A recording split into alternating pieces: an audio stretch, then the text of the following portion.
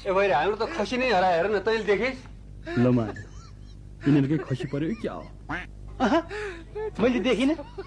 कस्तो रङको खसी हजुर कालो रङको यस्तै यस्तै हो कालो रङमा सेतो छिरबिरी भएको छ हेर न कस्तो हो त रहेछ कालोमा छिरबिरे यो त रातोमा छिरबिरे मैले त कहीँ देखाएको छैन कति पैसा परेको हजुर खसीको 1800 परेको थियो नि अब मैले चाहिँ 1600 200 रुपैयाँ काट्नु लाग्यो आफ्नो पैसा नि के काट्नु लाग्यो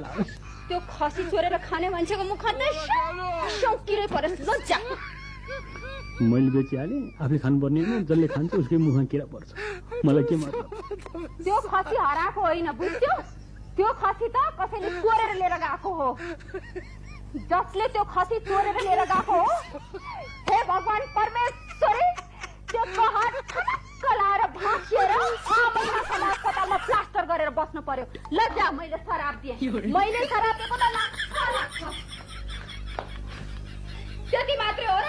फेरि 6 महिनापछि निको भएर आएपछि त्यही अस्पतालकै गेटमा फेरि मोटरसाइकल ल्याएर ठ्याङ्ग हान्दियो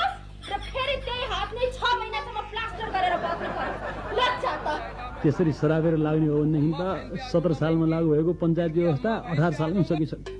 त्यही पनि घुस खानेको स्वास्नीले सराबे के लाग्थ्यो र अझ त्यति मात्रै हो र त्यो खसी चोर्नेलाई त के त्यहाँ छुचुक्क बसेको सराब रा खसी माथि कोसतिर गइरहेको छ कि माथि गएर खोज्दैन कि तै आफूलाई कस्तो भइरहेछ खाली कराएको छ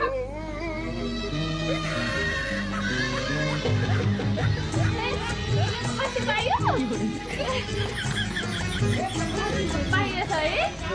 हराएको सामान पाइन्छ यो खसी तैँले हाकिम साहब भन्दा नि यो त हाम्रो खसी हाम्रो ए यो हाम्रो खसी मैले किनेर ल्याएको ए